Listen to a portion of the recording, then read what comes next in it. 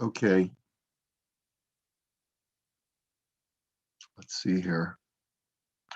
So yesterday we had clarified that there's a distinction drawn in halacha about taking something back from a gazlan when someone has stolen from you. If you simply want to retrieve cash that a person took from you, it's not a specific item. So then the Rav Shulchan Aruch paskins that you don't have a right to steal from a gazlan. You don't have a right to take back something of a financial value or to withhold something of a financial value just because you know that the guy has been stealing from you. However, in Sif Chafches, what we learned was that it is permitted to, if there's a specific object, like a lawnmower or a painting hanging all over his fireplace, that you know belongs to you. He took it from you. So if it's a specific item, you're allowed to retrieve it from him. But even then, the limitation was that you need to notify him directly. I'm coming into your house and I'm taking your object because if you were to enter into his house by stealth, he might mistake you for a ganef and he could exercise lethal force.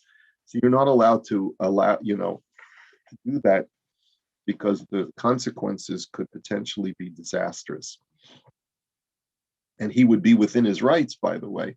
If an intruder comes into your house, the Torah says you're allowed to kill them if you don't know what their intentions are.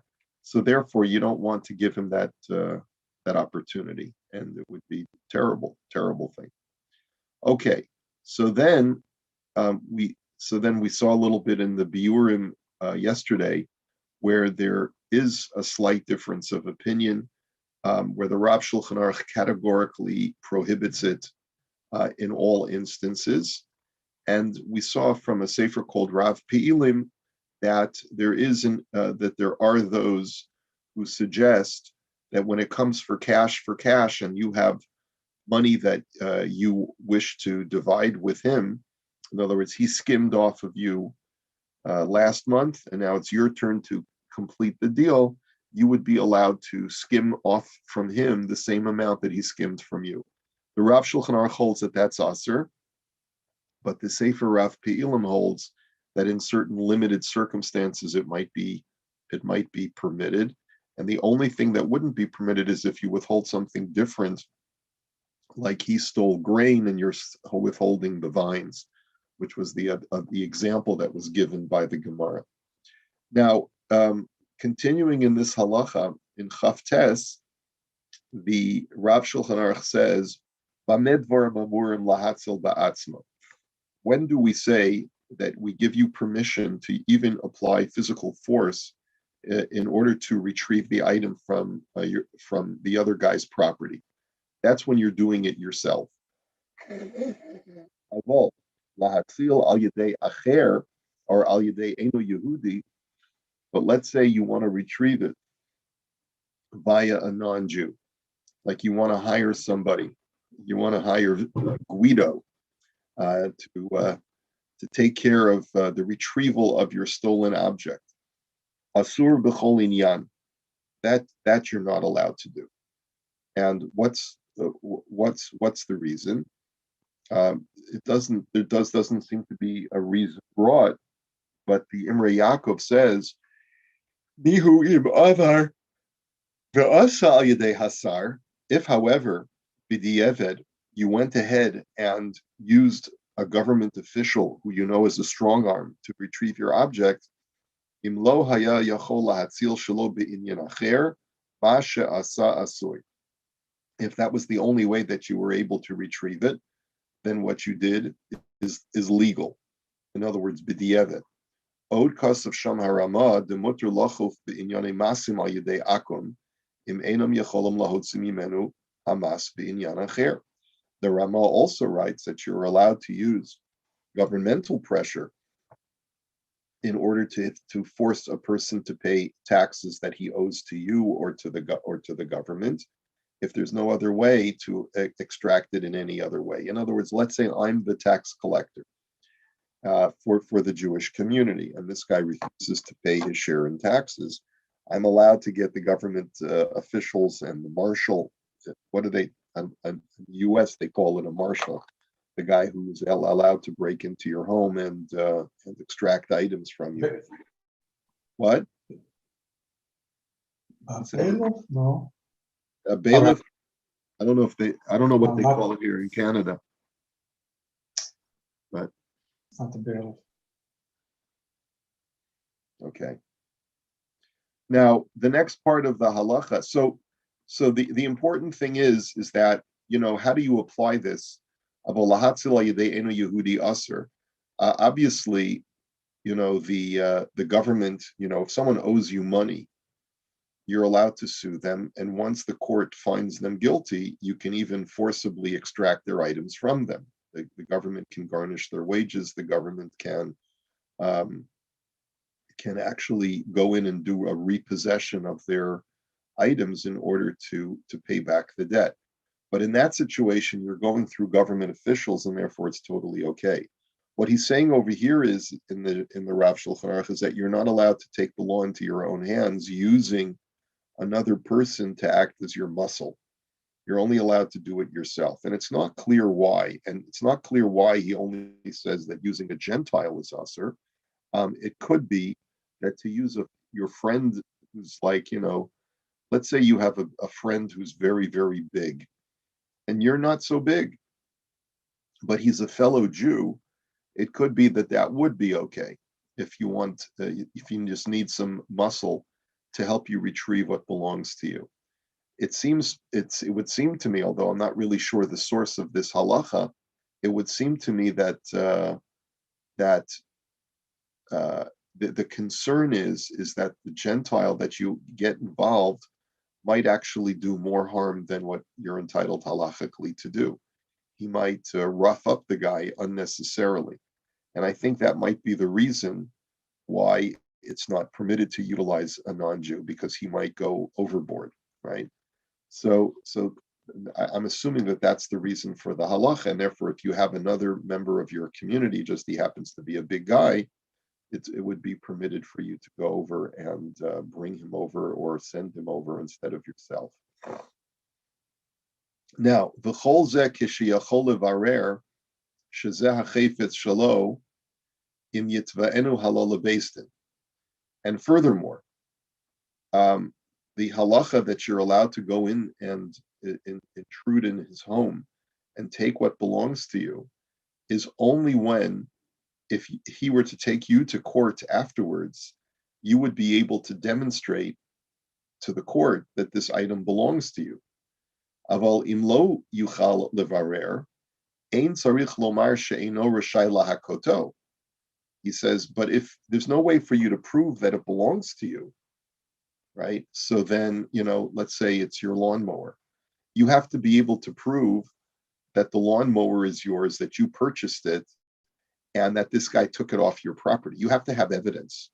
Because if you don't have evidence that it's yours, what's going to happen is you're going to take his lawnmower, or you're going to take your lawnmower.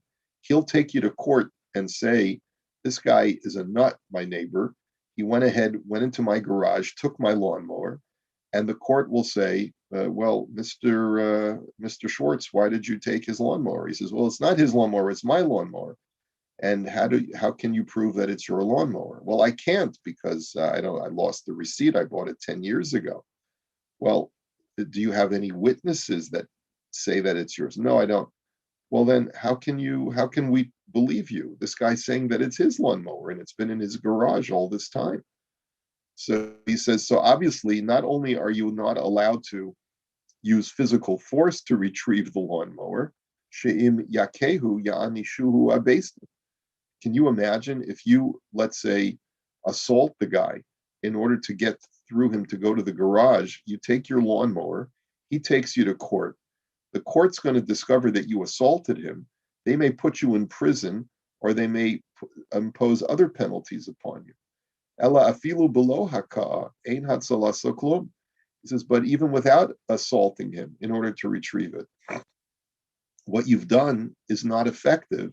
Ela in kain ein edim kishamatzil miyado, unless you do it in such a way that there's no witnesses when you retrieve the item and bring it back to your possession. But let's say it's in broad daylight. You tell the guy, you walk into his garage and say, "Hi, Bob, I'm taking my lawnmower." He says, "Stop! You can't do that." You say, "Well, I'm taking it. It's mine." And if there are other people around, his wife is there, his kids are there are neighbors driving by, everyone can see what you're doing.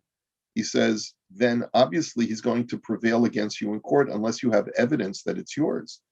But it would be okay if you don't have evidence, as long as there are no witnesses to the fact that you went into his garage and took his lawnmower.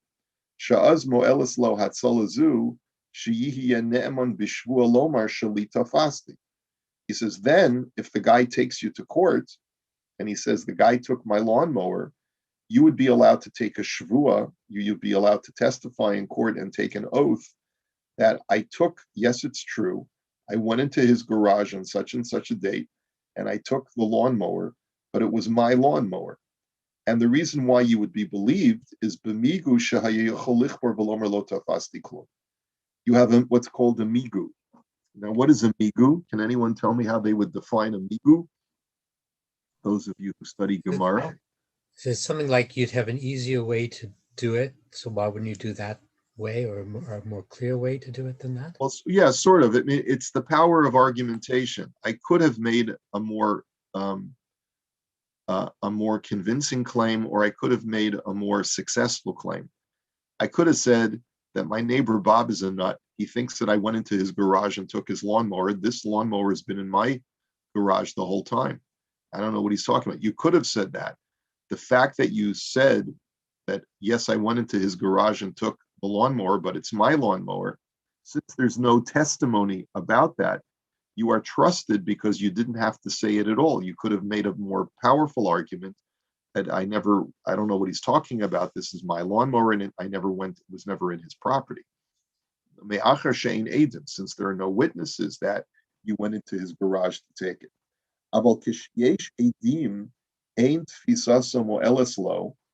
He says, but if there are witnesses, then grabbing something that you know belongs to you, but there's no proof that it belongs to you, is not something that will help you prevail. If anything, it will only get you sanctions in a court of law.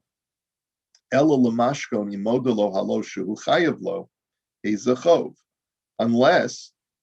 it's some kind of collateral item where your neighbor Bob admits to you that he owes it to you.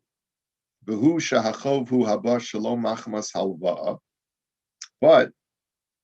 if the thing that Bob owes you is based upon a loan that you extended to him, and he so it's, in other words, there's a vase or there's something in his house of value, and you had arranged that there's some debt that Bob has to you. If it's not a debt that's based upon a loan, so for example, let's say Bob caused you damage, and he caused damage to something in your house, and he agreed that he was going to give you something of value from his house in compensation. So in that situation, as long as he agreed that he was going to give it to you, so then you would be allowed to even go into his house and take it because you have proof that he's already agreed to give it to you. But let's say you lent him $100 and you said, I want your vase as collateral. So that if you default on the loan, I will be able to collect the vase from you, which is worth $100. So he says, in that situation, in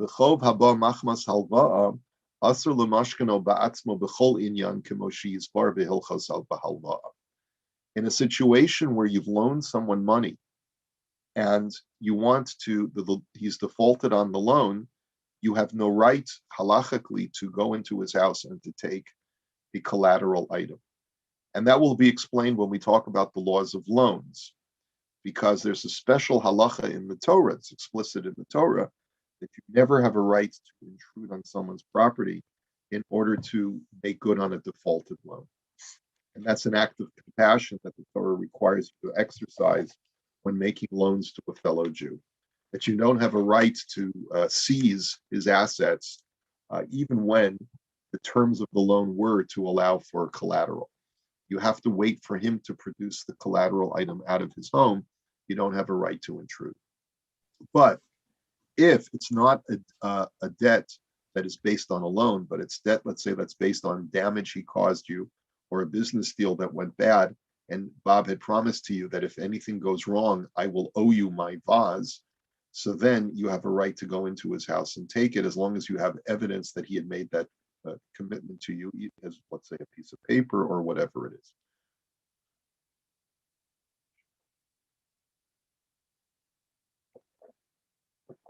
Okay, so now let's take a look at the Imrei Yaakov. Just one more piece. Ein edim kishamatzil. If there are no witnesses who see you go into the garage, so then you'd be allowed to take it because you would not be held guilty in a court of law if there's no witnesses. And then it would be permitted for you to go into his garage and take the lawnmower, even if there's no proof that it belongs to you and no one knows it. But if you know that it belongs to you, so then you're allowed to take it. The problem is, what happens if you make a huge mistake, right? And you say, Bob, I lent you my lawnmower 2 summers ago, and he says, yeah, I know, but don't you remember I gave it back to you like 2 months after that? And then he says, and then you say to him, well, why is then my lawnmower in your garage? And you say to him, that's not your lawnmower. I enjoyed using your lawnmower so much that I went to Canadian Tire and I bought the exact same model because it was such a good piece of machinery. And you say to him, well, that really looks like my lawnmower. I say, I know it looks like it, but remember, I returned your lawnmower. This is a different one. So in that situation, for you to go into his garage, you have to be 100% certain that that lawnmower is yours. Because if he tells you it's not yours and he explains to you why it's not yours and that he returned yours, so then, boy, will you be embarrassed if you forcibly take his lawnmower and then your son-in-law calls you and says, Dad, I know it's been a long time that I haven't given you back your lawnmower, but I'm ready to bring it back. So that could create very, very embarrassing, awkward situation and will put a permanent wedge between you and your neighbors. So, in other words, I'm just giving you this whole illustration. But the point is that you have to be absolutely 100% certain that the object that you are seizing from your friend's property belongs to you, without any shadow of a doubt. Okay, so that's a pretty straightforward halacha, and so why don't we start? There are no questions. Why don't we start the next halacha? So, bottom line is that there are limitations to being able to use force to go into another person's property forcibly in order to retrieve an item that belongs to you. In theory, what essentially the theme of the halacha is that you're not obligated to tolerate someone holding on to an item that belongs to you by all rights, is yours, and just is not releasing it to you. So therefore, the halacha gives you the right to go ahead and to take it for yourself. But there are many, many caveats to this law that you have to be sure that he's not going to take you to court afterwards and prevail against you in court, because then you're going to end up much worse off than when you started. Okay? So let's go on to the next halacha. And this is a very, very practical halacha. And I think you're going to be surprised by what the Rav Shulchan Aruch says.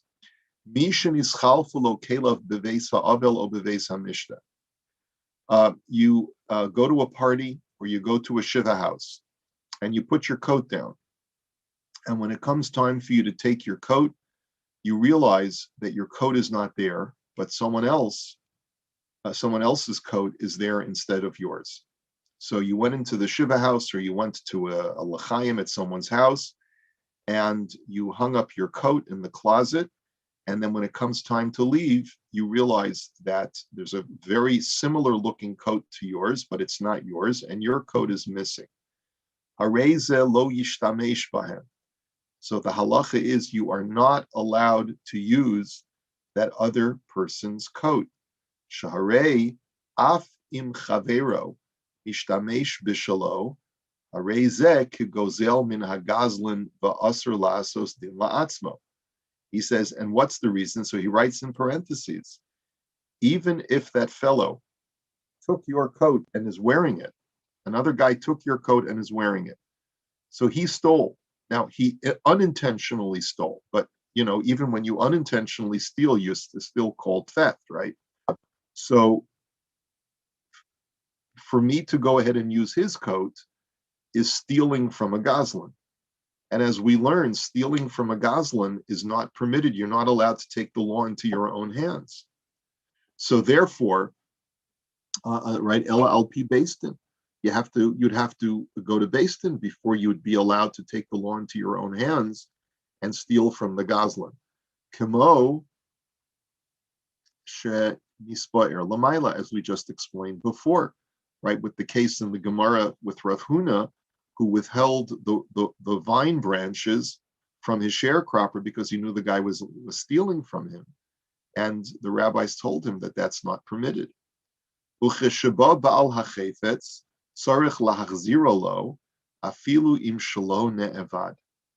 then we'll go even one step further. Let's say the guy calls you and says, I think I took your coat by accident because I think it's not my coat. He comes to the realization that he made a mistake. And lo and behold, you say to him, yes, it's true. I have your coat. Please, let's make an exchange. The next day he comes to you and he says, you're not going to believe this, but my house was ransacked last night and they stole everything, including your coat. So you still have to return his coat to him, even if your coat has been lost or stolen. V'chein, and similarly, koveses nachris hamechabeses l'rabim. Let's say you have, a laundromat. Okay, he calls it a koveses nachris, a Gentile. This was typically in those days. There would be a woman, a non-Jewish woman who would work for the entire community. She would be the launderer for the community. Okay, she's got her own laundromat business, Chinese laundry, whatever you want to call it. And when she delivers, and she would basically pick up the dirty laundry, drop it off for you the next week. And when she drops off the laundry, the clean laundry, lo and behold, she gives you someone else's clothing. So, asur lihishtamesh bo, you're not allowed to use that clothing for yourself, even though you don't have anything to wear. V'tzarech lahachziro liba'alav afal pi shelo ne'evad. And you would be obligated to return that article of clothing that is not yours to the proper owner, even if your article of clothing that was mistaken and not given to you never gets back to you. In other words, you can't say, I'll give it back to you when I get my article of clothing. No. The one has nothing to do with the other. You have to make good on owning and having in your possession someone else's property. So this is a very, very jarring halacha, because it happens all the time that you go to the coat room. People told me this happens at the bayit. Go to the coat room, especially when there's a lot of people there.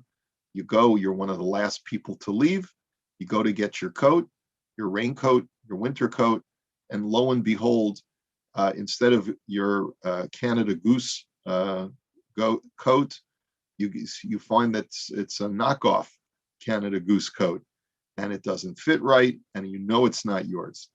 And lo and behold, it's even got someone else's name in it. So what are you going to do in that situation? So after Shabbos, you have to call the guy and say, look, I think that we may have switched coats by accident because I have your coat. You have my coat? That's amazing. When can I come and pick it up? He says, well, do you have my coat?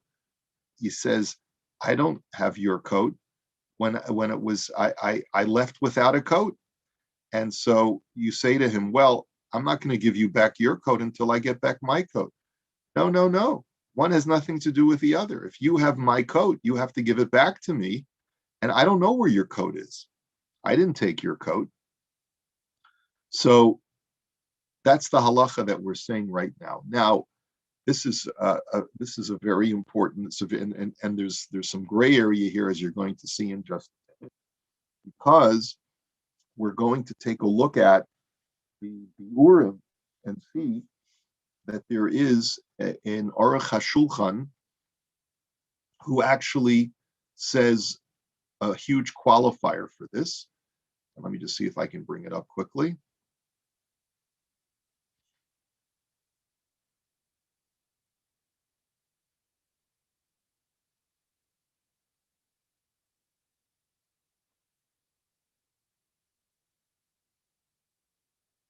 It's Kuf Lamed Vav Sif Beis. Let's see here.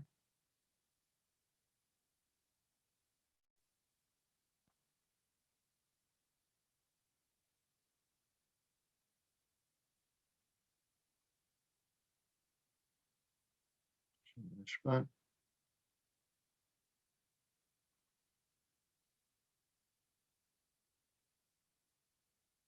Okay.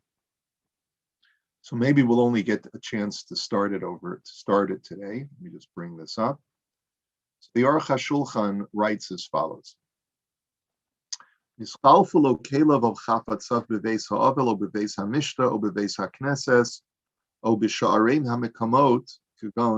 say your clothing gets swapped in a house of mourning, or in a wedding hall, or in a synagogue, or in any other place where people hang up their clothing.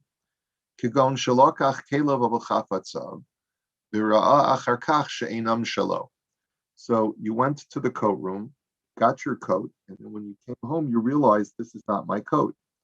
So lo yishtamesh bahem, you are not allowed to use them. The lo talinan, the bal hachefetz natales shalo umishtamesh bo. You're not allowed to say to yourself, well, it's no big deal. The other guy, probably took my coat and he's wearing my coat. He says that's we do say that when it comes to this situation of an uman, of an artisan. Now, what is the case of the artisan? So that's the previous halacha. In the previous halacha, the Aruch HaShulchan brings the halacha as follows: Mishin is chalfulo kelev beveis ha'uman. You brought your clothing over to a tailor, okay? Shenasam leha'uman letaken haklio habeged shelo.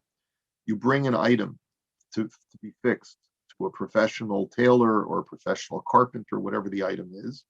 Uba achar kach el ha'uman lekablo, and you then come afterwards to the tailor to retrieve your item.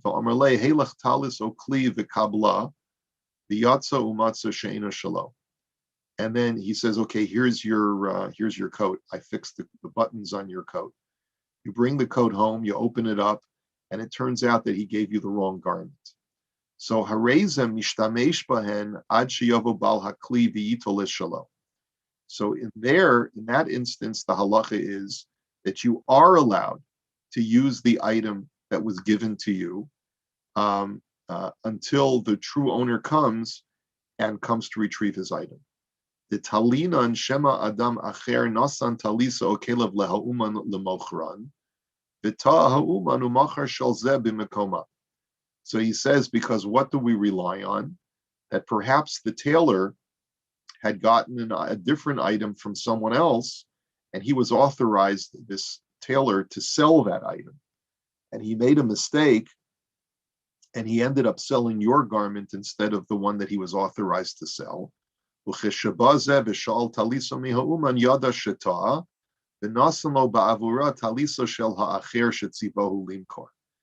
he says, and the reason, therefore, that he's giving you this garment is because he accidentally sold yours, but since he had permission to sell this item, he's giving it to you instead of your garment that he's already sold, and he's completely within his rights to do it because it was given to him for sale.